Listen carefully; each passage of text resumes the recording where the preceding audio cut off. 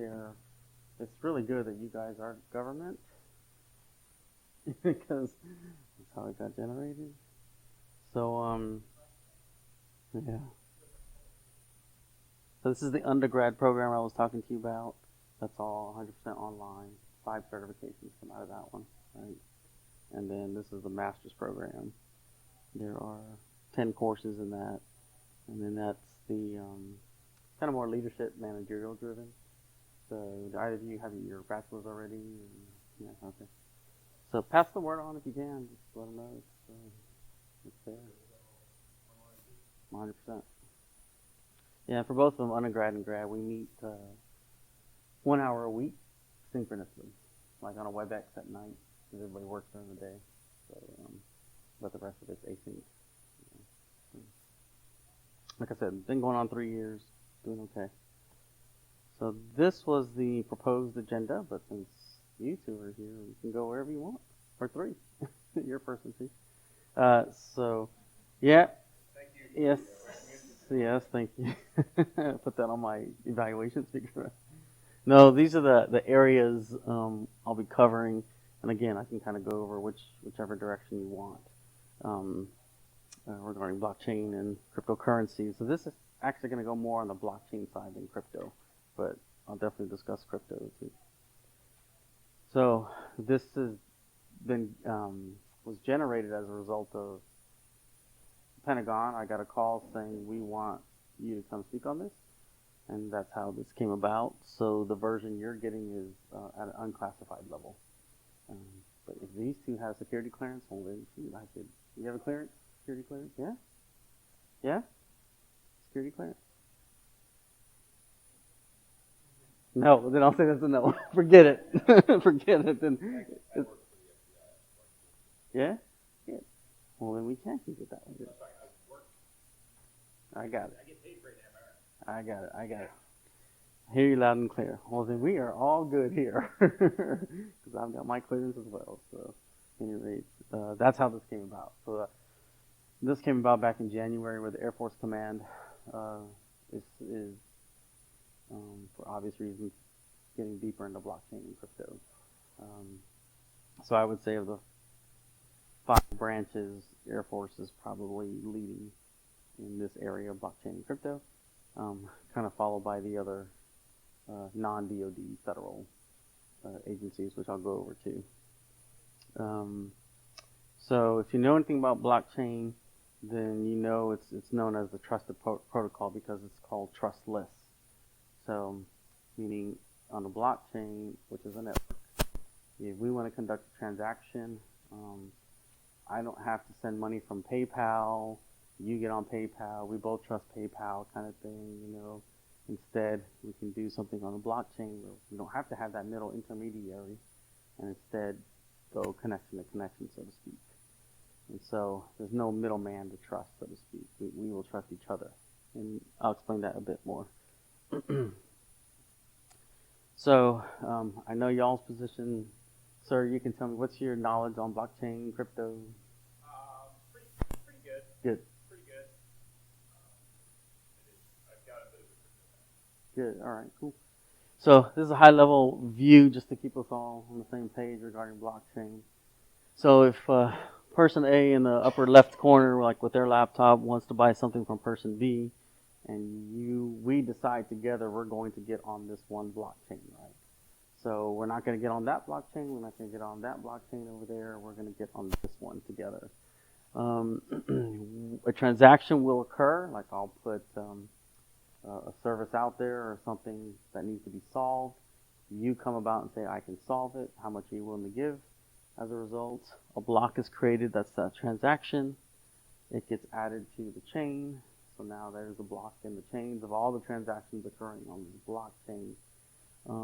I get what I want, you get paid, so to speak, and that's how we work on this one blockchain. So if I could put it in other layman's terms, if I wanted to put something on Craigslist, West Virginia, there's a blockchain. I'm not going to put it on Craigslist, Texas. I'm not going to put it on Craigslist, California. We're going to go on this blockchain, so to speak, right? Not some other. So you just have to decide which one you want to go on. The application behind it is what's known as smart contracts. So a smart contract is written / developed to where we come to an agreement / strike price / date on how much, when something's going to be delivered to a degree, and that's our agreement, is based on this smart contract, right? And that's between us. It's private. No one else on the blockchain can see what we're agreeing to. However, everyone else on the blockchain can see us. They know we exist on the blockchain, but they just don't know how we're conducting business, so to speak, right? That's the smart contract that gets generated. So that's basically code. It's code that's written that in an API format, for example, that we develop, and we come to some kind of consensus, is what it's known as on the blockchain, right? So you have the blockchain, you have the smart contracts behind it that kind of say, all right, this is how we're going to come to an agreement and how we'll get paid, right?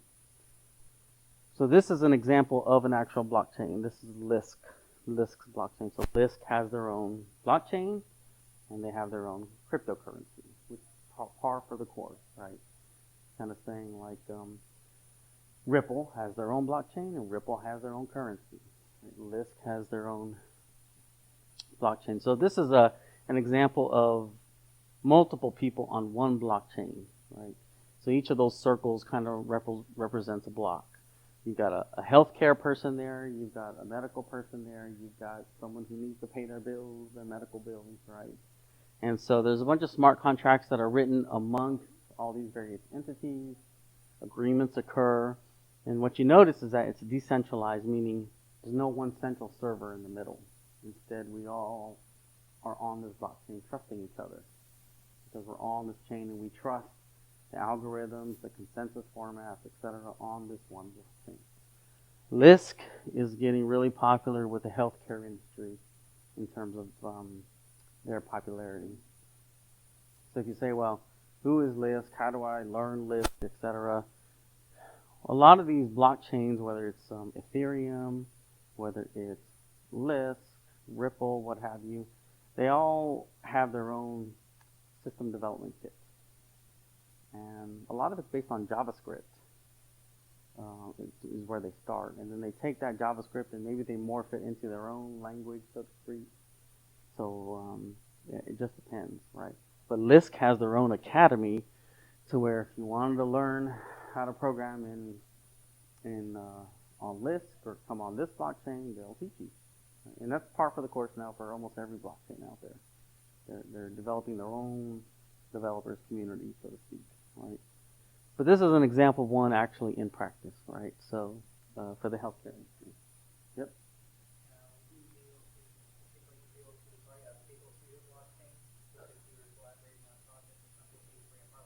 Absolutely. Absolutely, they would become another block on the chain. Yep, absolutely. Right. And so as long as they have the smart contract and the right code downloaded, for example, they can join the block. So it's nothing that anybody has to have coding knowledge to know to get on the blockchain. So this is more of a practical application, as opposed to the other side of you hear mining crypto. You're mining cryptocurrency. You know, they're just sucking up all kinds of computing power to try to solve puzzles, mathematical problems, and get paid for it, so to speak, right? That's a bit different. You know, here's like a more real world application, and there's plenty of them, which we'll go over in a second. So yeah, we were talking about how did this all get developed? How did this all come about? Well, like everything, you know, it's just a bunch of hackers and people like everyone in this conference, where, you know, people want to learn something new. So you have Ethereum's founders. We still don't know who founded Bitcoin, right? It's Satoshi, right? We don't know if he's three people, if he's a female. We have no clue, right? So, but where can you go to find these people? If you're familiar with GitHub, right? GitHub, plenty of blockchain developers on there. Block.to is another one. There's some blockchain.com, blockchain.io, plenty of sources to find a community of blockchain developers /communities, right? Questions so far? You good? Yeah. So, who's looking at blockchain now? It's pretty much every industry imaginable is starting to think and look. Even though the crypto side has kind of had its life and was overpriced, Bitcoin was almost at 20,000, etc. That's one side of the equation. But in terms of the practicalities of using blockchain, like we saw, like Lyft is using for healthcare, every industry is looking at them. So if you look at on the left side, 1, 2, 3, 4, for dams, the fifth one, the bottom one, energy. On the right, nuclear reactors, and water and waste. So when I briefed this at the Pentagon, they really focused on those ones. And since we all have a clearance, and I'll trust, the mentality was that if we're using blockchain and someone gets on the blockchain and they're their own block and they steal blueprints for a power plant, we're probably not going to go after them. Instead, we'll just keep collecting information on them. However, if we use the blockchain to destroy the power plant, and they actually showed pictures when I did this of destroyed power plants, yeah, we're going to go after them. But that's kind of how and why DOD, Air Force, etc. are getting so interested in blockchain, because they know that it's just another way to get information out there and potentially do destruction, right? So lots of different ways on how blockchain is being used for the good and the bad, so to speak, right? So these are actual examples of how governments are using blockchain in reality right now, and the kind of money they're spending on them, right, in the billions. I would say, just based on my several years of tracking blockchain and crypto, the food industry is really getting strong with it.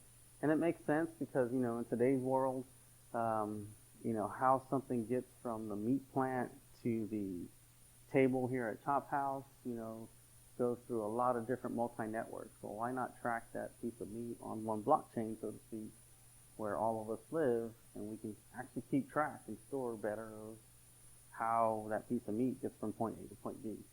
So food safety is really growing strong regarding blockchain, and Australia as well, sugar production. Us here, we're not using it for food as much in the government. Obviously, we're using kind of more looking at it from defense, but every industry is looking at it differently. Treasury has interest on it because of crypto. Obviously, they're trying to figure out a regulation policy on crypto, so they're dabbling with it in the U.S. I don't know. You guys have other examples that you've heard of? These are kind of the more common ways and who's really focusing on blockchain. Japan legalized Bitcoin. Ohio became the first state to accept Bitcoin for tax purposes. Like if you need to pay your taxes, they would accept Bitcoin. Right? Ohio was first. That's not too far away. Nevada has also come in strong with Bitcoin. So much like everything else, whether it's same-sex, marijuana, cryptocurrency is now also getting regulated down by the states, right? Any ideas what West Virginia is? Not there yet. Yeah, not there yet. Not there yet. If I had to guess. Not there yet. So, some decent examples for sure. So the point regarding how security happens behind this, right? This is why we're here at this conference. To put it in a nutshell, every blockchain, and there's thousands of them, typically start with an existing security protocol, whether it be MD5, one of these hashes. It just depends on how they prefer to secure it. And they take that security algorithm and change it for their specific use, right? The one I really want to point to you is the one in the middle, proof of work and proof of stake. So proof of work, proof of stake are a bit different types of consensus, meaning we have to come to an agreement on how we're going to handshake, and that's known in blockchain as consensus, meaning we agree that the work I did is the work performed and you'll pay me as a result. And how we'll agree is going to be based on one of these types of hashes or protocols or some derivative thereof. But these are the most common ones. Proof of work is a very common one. The flip side is proof of stake. I didn't list it here because it wasn't as popular just a short year ago when I presented at Pentagon. Now, a year ago, proof of stakes come even more. Proof of stake means all of us have, let's just say Bitcoin, right? But we're going to see out of all of us who has more stake in Bitcoin, because that's probably the person we're going to trust more. So if you have 1%, 2%, 3%, 4%, 5%, I'm going to trust you because your stake on the Bitcoin network is stronger. So I'm going to give more computing power to you and more of my algorithms for you to solve because you can afford it. Number one, you've got more Bitcoin and you've got more processing power. And that saves energy, right? None of us are going to compete against her, and we don't have to spend money either to do so, any of our crypto. Instead, we'll give it to her, and if she can solve it, great. If she can't, then it'll get then passed down based on who had 4% of Bitcoin versus 3, so on and so forth. So it just depends on where you lie in proof of stake versus proof of work. But there are all kinds of hashes and protocols. Essentially, the message is none of them have to be redeveloped. They're already there. Just every development company like a Lisk or an Ethereum or whoever have decided how they're going to create their own consensus. Ethereum is moving from proof of work over to proof of stake, and probably will be there by the end of this year, next month. So it's an interesting time to see how the blockchains are being secure. Right? Things are changing fast, right? Obviously. So then how are we attacked? We just saw the security side. How are we securing? So then how are people attacking the blockchains? If you look at it just from left to right, rent, build, bribe, buyout. Because it takes so much power, computing power, and crypto, usually the novice person will come on the blockchain who's trying to attack, and they'll try to steal your computing power. And in return, that in their mind, they're renting it. And you may or may not know they're doing it. And in return, they might bribe you and say, like a ransomware concept, that look, if you want your computing power back, pay me Bitcoin or whatever blockchain we're on, right? Pay me on Steemit, right? Just depends. To go down to bribe and buyout, that's expensive. You almost have to have 51% of the total blockchain control, and that's difficult to do. I mean, that's like saying you're going to have 51 laptops out of 100, available to you to take over one network. Too expensive, too time consuming. The odds of coming up with a denial of service attack or anything are difficult to do, right? So the bottom one is a bit difficult to do because you're just not going to have that much crypto or processing power to do so. But to get something for a very short period of time, certainly possible to do, right? If all you have is 5 Bitcoin, well, I'll take that, right? And I'll give you your power back. So how much is 5 Bitcoin worth now? 8,000 times 5 is worth, what, 8,000 for Bitcoin? Something like that? Yeah, give or take. So it's easier, bottom line is it's easier to come on, if you're a hacker, an attacker, to come on and just try to get a small piece of the blockchain, because the odds are you're never going to get 51%, meaning full control. Because if I get full control, well then I can write whatever consensus algorithms I want, and I control how things are secure and not. But that's the whole purpose of a decentralized network, is that there's no one central authority. Instead, we're trustless. We trust that you're using one of those security algorithms. With me so far? All right. Practicality, coming on board with it. developing it. It can be used with any kind of code language, JavaScript, like I said, C Sharp. Ethereum uses Solidity, and every other language you can imagine is being used, right, to develop this stuff. So how are most people vulnerable? The second bullet is probably the aha one, that Bitcoin alone is controlled by just 13% of the ISPs around the world. So if I can get to those ISPs, my odds of getting Bitcoin are pretty high. Of that, I can then create what's called a hard fork or a soft fork. You guys familiar with forking in blockchain? So if we're on our own blockchain here, right, we trust each other, and I say, you know what, I want to go a different route. I kind of like what we're doing here, but I want to create my own crypto. I want it to look like Bitcoin's blockchain, but I have a whole different set of security algorithms I want to do, and I want to start my own crypto. Well, I'll create a hard fork, right, and I'll call it Bitcoin XYZ.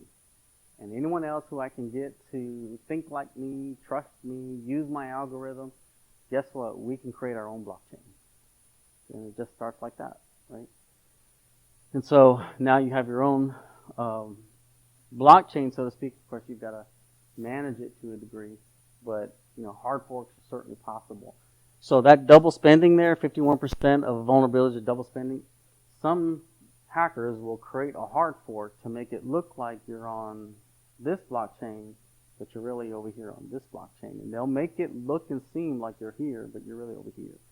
And so when they start their smart contracts, like we talked about earlier, and you start spending money on solving problems or whatever, you're likely going to be giving them money as well as the person who you thought you were going to give money to. So forking is an interesting concept. Some are real, some are not real, so to speak. In this example, like Bitcoin Cash is real. I think Bitcoin Cash is now the 4th largest crypto now. I mean, it was a hard fork and it's come on strong, really strong.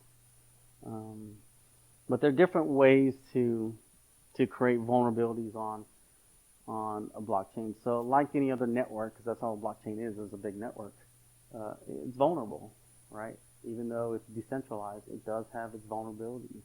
And the less computing power you have, the weaker you are on this blockchain. Right? So you really have to have a lot of forthright to say, I'm going to get on this blockchain and be able to afford the currency that they're using on the blockchain. And some people can't, some people can't. It just depends, right?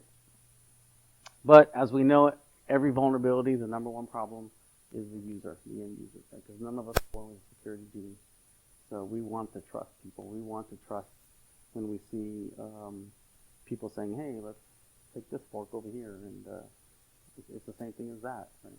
So it just depends. And like I said, cyber attacks, meaning I'm going to have a large number of nodes on the network. Those are rare because it's expensive. So I just read a story where 2 guys were arrested in Albania because they were stealing power from the trains along the train tracks. They were setting up their machines right there by the train tracks, stealing power to mine crypto. That's all they were doing was mining crypto for 3 weeks, and they got away with it until they got caught. And basically they were trying to create a large number of nodes, but to do that they needed a lot of power. Right? So it's interesting what people are doing with blockchain and crypto. It's still very much a wild, wild west. But you saw how governments were using them already, including our own, with blockchain. So you guys familiar with OWASP at all? You guys familiar? So I chatted with those guys, with a few of the OWASP developers, and we kind of came to a consensus of, these are the top 10 vulnerabilities that we see from application security perspective, some of the potential vulnerabilities. I think the OWASP list was last updated about 2 years ago. I don't think it's changed much. And we looked at it and said, it's number 8 was probably one of the top vulnerabilities when it comes to application security issues, because I can misconfigure with a new fork on a blockchain. Right? And there's other potential issues when we're developing security contracts or anything else on a blockchain, but I think number 8 was probably the one that stood out the most. So it's easy to misconfigure something to deny people access to whatever on the blockchain. Right? So if you're familiar with apps on your phone, the blockchain world uses what's called dapps, distributed apps. So just like you would go to download apps on your phone, like from Apple, it's what, the Apple Store, or what have you. Android is Google Play, right? That's where you go to get your apps. The distributed app browsers, where do you go to get apps, are over there on the right. Any one of those, you can go get apps so that you can, on your phone, tack into a blockchain, right? So Lisk, right? We covered that one. If I want to look at Lisk blockchain, there's their app. I can download it, a distributed app on my phone, plus any others out there. There's tons of them. These ones on the left are quite interesting, meaning, well, what's their purpose? So have any of you used Steemit, Golem, or Augur? So Golem, if we all had Golem, we went to one of those browsers and downloaded that distributed app on our phone. And if I wanted to mine cryptocurrency from my phone, I could say, hey, I'll pay you Golem, because it's a crypto and it's a blockchain, right? When you have one, you have the other, and it's usually the same name. I'll pay you 5 Golem for 1 hour of your phone's CPU. Can I borrow your CPU on your phone? Since you're doing nothing, you're just listening to me talk. Your phone's just sitting there doing nothing. How about I use some of your horsepower to mine crypto? And that's what Golem is, for example, right? It's a very easy way to essentially control someone's phone, and all you got to do is pay you Golem. Right? Golem's worth a decent penny these days.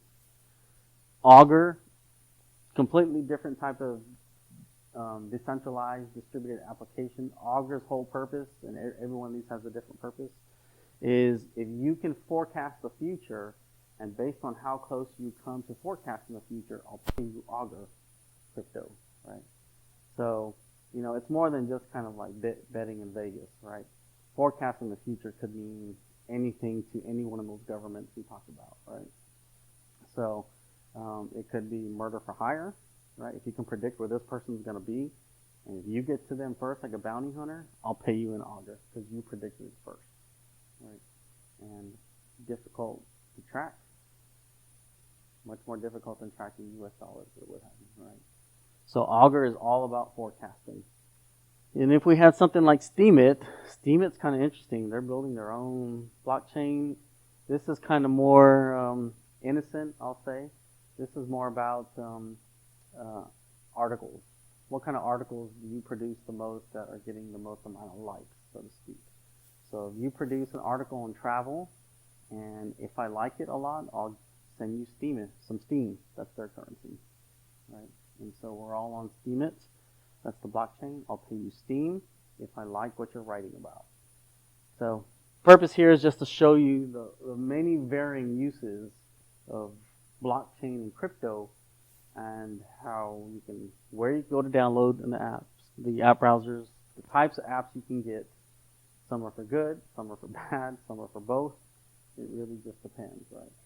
So blockchain and crypto does not have to be this big nebulous thing. It could be something as simple as just starting there. So this is the user side of blockchain and crypto. This is how they bring people into their blockchain, right? So, any of you ever played with any distributed apps or downloaded them? It's this whole new world.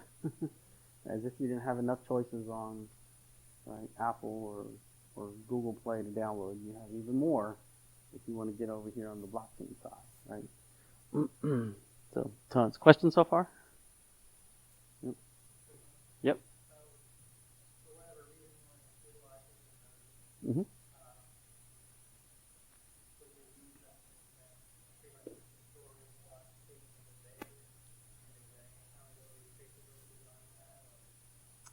Um,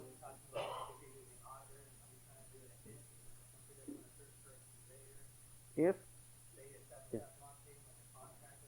Yes. Yep. Pretty much, yeah. They'd have very little interest in taking over the whole blockchain. This person would be coming on and get paid to do something to forecast, to predict something that someone's saying, I want you to solve this for me. Can you forecast the future?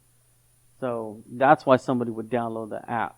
The hacker wouldn't care what the app does. They just see vulnerabilities on the Augur blockchain. The hacker is saying, oh, I see these 9 vulnerabilities, like we talked about earlier. You know, let me go create a hard fork and destroy the network. So they have a different purpose on the blockchain versus the user who's using Augur to get paid to perform forecasting, right? So there's the network side, the blockchain that can be hacked, and then there's this side over here, the app that can be hacked too. It's no different than, you know, any of our other types of computing methodologies where you have a web page and servers. Right? They can both be hacked. They have different uses. I don't know if that answered your question or not, but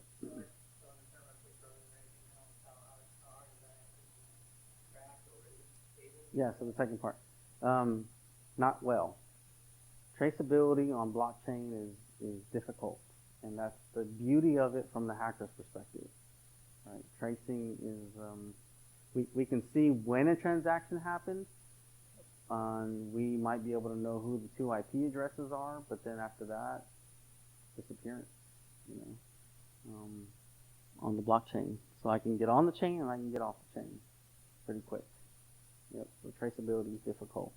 I'm glad you brought that up because I'm gonna talk about that in a second. So where does the hacking community live? How do they get paid, right? So now I'm transitioning from blockchain now to crypto, right? We said most of this presentation today would be more about blockchain than crypto. Now this is the crypto side. Any of you on any of these exchanges on the left? Do they look familiar at all? Yeah. I'm on all of them.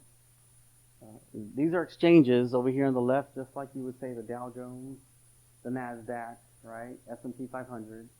But where do I go to trade crypto, right? This is where I'm going to go to trade crypto. I create an account, and bam, I'm in. So there's no, let me go to USA and talk to their brokerage company. No, I'm it.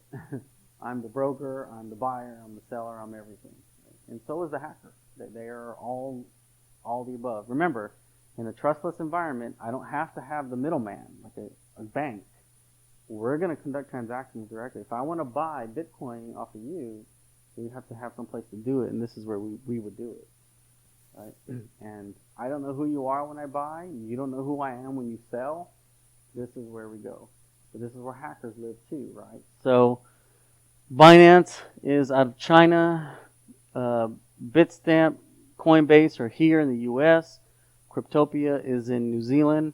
Kraken's in San Francisco. And Polynex is, I can't remember where Polynex is. In the past year, crackdowns have been happening on these exchanges. For example, Binance is no longer allowing Americans to trade. It's Chinese owned. Cryptopia is having trouble staying afloat in New Zealand, so they're trying to get bailed out by the New Zealand government. Polynex is no longer allowing U.S. to trade. They're going to create a different trading platform for U.S.-based customers. And the reason is when crypto got really hot about a year and a half ago, a lot of the U.S. people just flooded these exchanges and overpowered them. They just didn't have enough computing power to run like a NASDAQ, right? So they started shutting down. People were getting mad because they couldn't get access to their crypto. And so these guys have had to do their own self-regulation in terms of how they're going to allow you to buy or sell crypto. Right? Since there is no regulatory body, right? There's no Fed, there's no Treasury, there's no bank. It's Wild Wild West. questions on the exchanges, on where to go to buy and sell crypto? I was just on them last night. Yeah. Yes, absolutely. Yep. So if I need to if we're on Lisk blockchain and you and I want to buy or sell something, somehow we have to get an exchange involved and say, okay, we both have Binance or whatever, right? On the right side are the coins that you've probably heard of. Now that's the actual cryptocurrency. And what do the hackers like? What do they want to be paid in? Well, it's whatever's the most valuable, right? It's Bitcoin, followed by Ethereum, and Monero has become a favorite of the hacking community because the ability to trace it is even harder. When the 6 guys who created the blockchain of Monero, they made it so hard to trace that the hacker said, "This is perfect for us. You know, if I want to steal something, I want to be paid in Monero." Right? Why those 6 people did that? Who knows? But it's available. And Monero's trading probably one of the top 20 cryptocurrencies. And remember, there's over 2,000 cryptocurrencies out there. You know, Litecoin, Bitcoin Cash, Steemit, like I said, Augur, Weed. There's so many different cryptos. It's crazy, right? Questions on crypto? Do you dare want to get into that world? Cryptocurrency? Trading? Yeah, because the left side of this is a buyer beware with the getting on an exchange that's not regulated. You never know if you're going to be able to get your money or not, right? And then the right side, the coins themselves are valued based on nothing other than what you and I think they should be valued at, right? There's no inflation. There's no other variables that control crypto. It's just what we think as a community of people who are trying to trade Monero, for example, right? Or Litecoin, whatever. So it's interesting, but there are still millions and millions and millions of people trading crypto every day, right? People making a decent living off of it too, in some cases. Crypto has stabilized, right? So you guys have heard of Facebook. What are they coming out with? All right, absolutely. And so have you heard where the government stands with that right now? Those of you with clearances. The government doesn't like it. Why? Well, first of all, they hate Facebook because they're trying to deregulate them, or regulate them, trying to get them decentralized. So they definitely don't want Facebook's Libra coming on board and having their own currency that the Treasury can't control, right? So I definitely predict Libra will come out, but I think it's going to be 18 to 20 months before it does come out.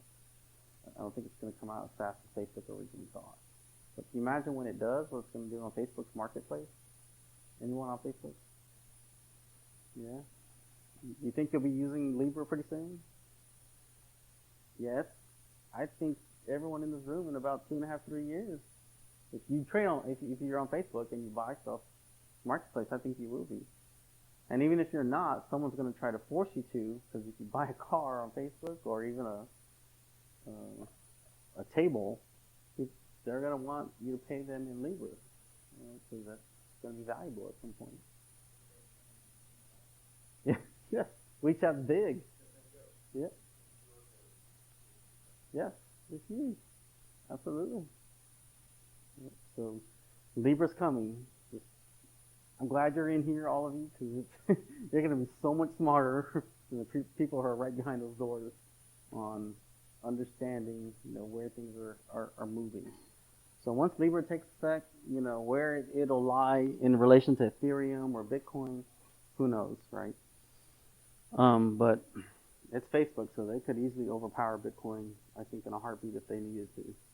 And so my eyes are on Facebook and Libra, as are a lot. All right, so then what do you protect? Do you protect the crypto? Do you protect the exchange? Or do you protect the blockchain, right? It's like you have these 3 entities. Where do I put my security? Well, where is the money all sitting right now? In the exchanges. Right? So that's what we're going to the hackers are going to try to go after. So the Binance, the Poloniex, the Bitstamps, Coinbase, they're getting pinged every day by hackers to try to find the smallest vulnerability. If they can just find the smallest, boy, they can get a lot of crypto. And because it's not really traced, it's off the go, right? So, yeah, so 20% of attacks are all happening, majority of them there on the exchanges. As opposed to the blockchain, it's even more difficult, and the crypto is only as valuable as if you can get it and afford it, right? It just depends. Ethereum costs $200 for every one ether, I think, give or take. So my $200 will buy me one ether versus my $8,000 will buy me one Bitcoin, right? Kind of difficult. So, certainly I think as companies look to use and governments use blockchain, the better they can create traceability, the last bullet, and the more hashing power they have, right, the security, the stronger the blockchain will be, right? So traceability is a big one that companies are trying to get their arms around, as are governments especially, right? Because right now, the hackers and whatnot, they like the fact that blockchain is not as traceable. But that world's changing soon, right? So that's it. I may be at time right now, give or take. I'm not sure where I'm at in time. Am I at 2 o'clock, roughly? Okay, cool. So that's my info. Like I said, ping me if you have any questions. Our tables are out here. And then I'll give you my other contact right there.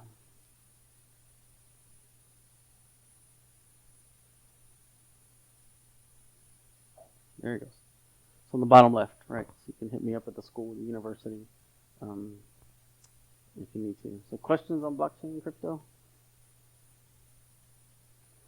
So next year at this, we just need to do a hands-on, right? And create our own chain. Yep. And it would be. I think we should.